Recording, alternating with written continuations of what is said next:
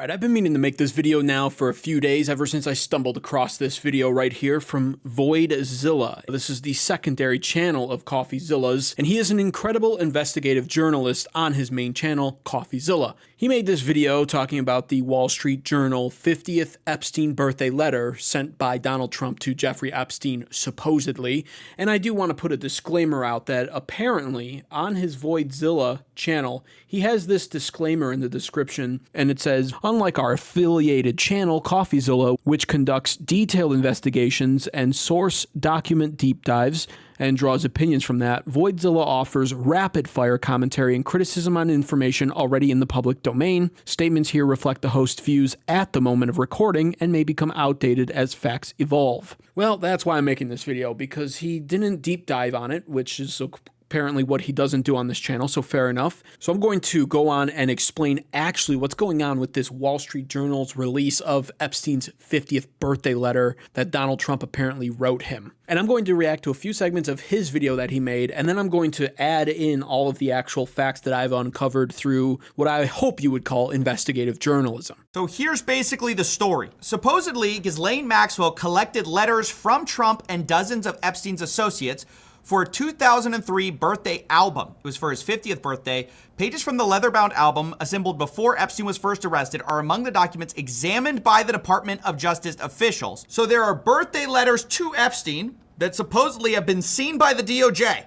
They have them in their files. And the one from Trump supposedly has a naked woman, which appears to be hand-drawn with a heavy marker. And the future president's signature is a squiggly Donald below her waist. The Wall Street Journal goes on to say it's not clear how the letter with Trump's signature was prepared. Inside the outline of the naked woman was a typewritten note styled as an imaginary conversation between Trump and Epstein. Okay, so just so we're clear, this is Donald Trump's signature. He draws his signature tall, like skyscrapers almost, is how I've always viewed it. His signature quite literally almost looks like a skyline, which I always thought was very fitting for somebody that made his bones in real estate in New York City. And it's not very squiggly. It's not just Donald. He loves his last name. I don't think he would ever sign off on a letter like that. That's the first problem I see. It's a small critique, though. There's more to life than having everything. Donald, yes, there is, but I won't tell you what it is. Jeffrey, nor will I, since I also know what it is.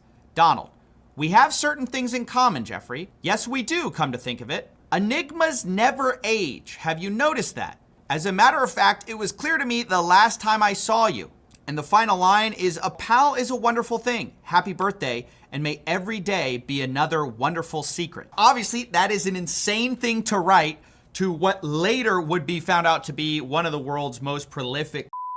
Yeah, I agree. That's pretty insane. Now, here's the thing. Does that even sound like Donald Trump? You have to remember something. The man has literally thousands upon thousands of tweets, interviews, camera appearances, newspaper articles written about him, interviews in the newspaper, news segments from the 80s and 90s and 2000s. This guy is perhaps one of the most thoroughly recorded and documented human beings in human history at this point. He speaks on everything. We know exactly how he talks. We know exactly how he sounds. And there's just something about this letter. It doesn't sound like Donald Trump. Not even a little bit. Enigmas never age. Have you noticed that? That's not how Donald Trump sounds. I want to go over a few facts here. I wrote them down, actually, on a piece of paper. Epstein was 50 years old in 2003. This is his birthday, and you can just Google it. January 20th, 1953. So this letter coming in would have happened in 2003. Next on this timeline that I wrote down, Trump officially kicked Epstein out of his life, barred him from all properties, all events that he held in 2005. So 2 years or less later than this supposed 50th birthday letter that was written to Jeffrey Epstein. Epstein was arrested for the first time in 2006. Now, this is one of those facts that everyone always draws in correlation with the fact that Trump kicked Epstein out of his life in 2005. Because if you're being honest with yourself, that is a very short window of time between Trump barring Epstein from his life, kicking him out, and then Epstein being arrested for the first time for what we know he was in 2006, and Epstein ultimately wound up being incarcerated in 2008. That's the timeline here, and I just want you to keep that timeline in mind as we continue on here. If it comes out, it's very devastating because you wouldn't lie about something like this if you thought it was no big deal, right? The denial actually implies a lot of bad things about what the letter could mean? If you weren't worried about a story like this, if you thought the letter was nothing, you wouldn't deny it. You would just give no comment. You certainly wouldn't give an interview. Okay, I gotta disagree right off the bat there. If you're struggling from Trump derangement syndrome and you desperately want to believe that Trump is guilty of this, then you look at that letter and you go, oh yes, Trump wrote him a 50th birthday letter. Oh, but for the rest of us to go, that doesn't sound like Donald. And then for CoffeeZilla here to say you wouldn't deny these allegations if they were brought forward by a major publishing newspaper, mind you. So you're telling me an innocent person wouldn't deny allegations like this of writing a known human trafficker like Jeffrey Epstein a 50th birthday letter with stuff like that? You're supposed to just stay quiet about this? This is Wall Street Journal we're talking about here. On top of that, let's say the professionally correct thing is to stay quiet because maybe that helps it go away quicker. Maybe that's what he's getting at here. You must not know Donald Trump to assume that Donald Trump is going to stay quiet when attacked on anything ever. I've never known that to be the case with him. He comes back twice as hard or 3 times as hard. And in this case, he's doing the same thing, which is why he's suing Wall Street Journal. And we're going to talk about that in a second here. But another problem that I have with this is, again, going back to Donald Trump and who we know him to be, at least publicly. Because one of the things with this letter was, apparently, according to the reports I've heard, it was not handwritten, meaning it was typed. Can you really picture a man like Donald Trump sitting down, typing out a letter to his friend Jeffrey Epstein? I certainly can't. It doesn't seem like it's in Trump's character at all to do so. And here's another part I want to listen to here. He does bring up a good point with this. Trump obviously states, I don't draw pictures, but turns out that's kind of not true. So in a book called Never Give Up, Trump wrote, each year I donate an autographed doodle to the Doodle for Hunger auction at Tavern on the Green. It's a great event. And sure enough, publicly you can find several doodles that Donald Trump has done. Most of these are of skylines, architecture. None of these are of women. Still, it's strange to say I don't draw pictures when you very clearly draw pictures and they appear to be in thick marker. It's not actually that strange. He actually says that same phrase pretty much in his book. I've listened to that audiobook. I knew this was going to be a problem because I instantly remembered that he did this. Because when I heard it in the audiobook, I actually thought it was kind of cool. This is about the only time you'll see a drawing from Donald Trump, and he will tell you as much. He does it for charity because these drawings then sell for a ridiculous amount of money, and it makes him happy to do it because it helps a charity out. So, you can see poorly drawn cars on a road with stick people, and of course, very typical of Donald Trump, drawing a skyline. And I also want to point out something else. The inconsistency of what the Wall Street Journal reported that letter was signed in, a squiggled Donald, as opposed to, once again, these pictures, he signs his full name on there, which looks like the New York City skyline. He loves his last name. It was on his jets. It was on his vehicles. It was on his water. It's his entire brand, Donald Trump. That man would never just sign Donald on anything. It's always Donald Trump. And what does this signature on this Trump's doodle right here look like to you? It looks exactly like this signature.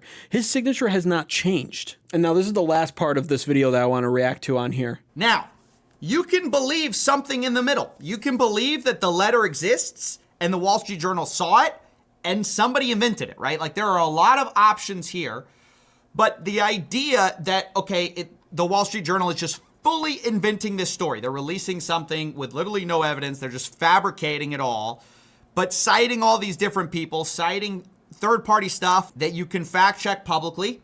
That's a piece of evidence to think about. Personally, I actually think it's more than fair to take the stance that this is all a ridiculous, made-up bunch of nonsense. I disagree with him. You're not required to be somewhere in the middle. In fact, I actually think when it comes to Wall Street Journal, you should be incredibly cynical and skeptical of this, and I'm going to explain why right now. First and foremost, let's just introduce some common sense into the equation. The Wall Street Journal didn't actually release the letter. They didn't release a photo of the letter. They didn't release anything about this letter. We have to just take them at their word. Isn't that always fun to do with American media sources? Secondly, this tweet from Carolyn Levitt covers it quite well. She says, the Wall Street Journal published a hatchet job article with a fake birthday letter that is supposedly from 2003. This is like the Steele dossier that kick-started the Russia hoax all over again. The Wall Street Journal refused to show us the letter and conceded they don't even have it in their possession. When we asked them to verify the alleged document they're basing their entire fake story on. Now, one of the other things I want to point out here is that Donald Trump is going to sue Rupert Murdoch and the Wall Street Journal over this lawsuit now that Trump's going to impose on them. That's going to force everyone to conclude once again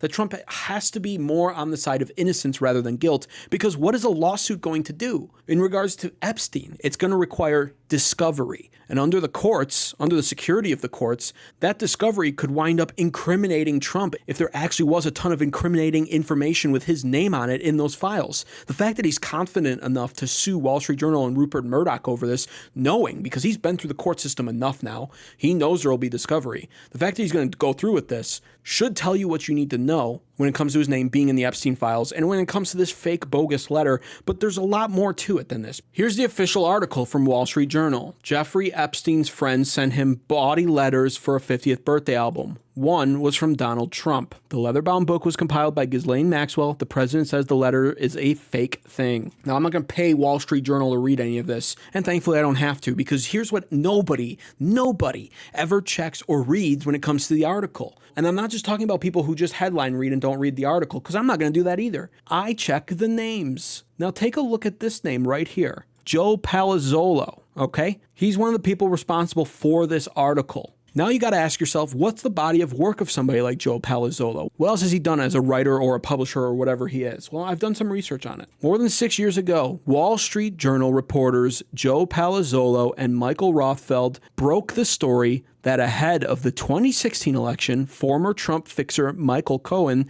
had facilitated a $130,000 payment to an adult film star, Stormy Daniels, in exchange for her silence about an alleged affair with Donald Trump. Their story won a Pulitzer Prize, and its findings remain central to Manhattan District Attorney Alvin Bragg's case against Trump. Wow! So surprise, surprise, a really bogus, nonsensical story was released by Joe Palazzolo, the same guy who's releasing this story about Epstein's 50th birthday letter. But wait, it gets even better. Revealed WSJ reporter who wrote Epstein hit piece on President Trump, the letter we're talking about, the Jeffrey Epstein birthday letter, has a connection to founder of Fusion GPS, which was funded by Hillary Clinton and the DNC to produce the Russia hoax. And you know what's even funnier was this article was written July 18th, 2025, exposing Joe Palazzolo, who's now wrapped up with 3 of these different bogus stories. And this was before DNI Tulsi Gabbard could release all of this information out now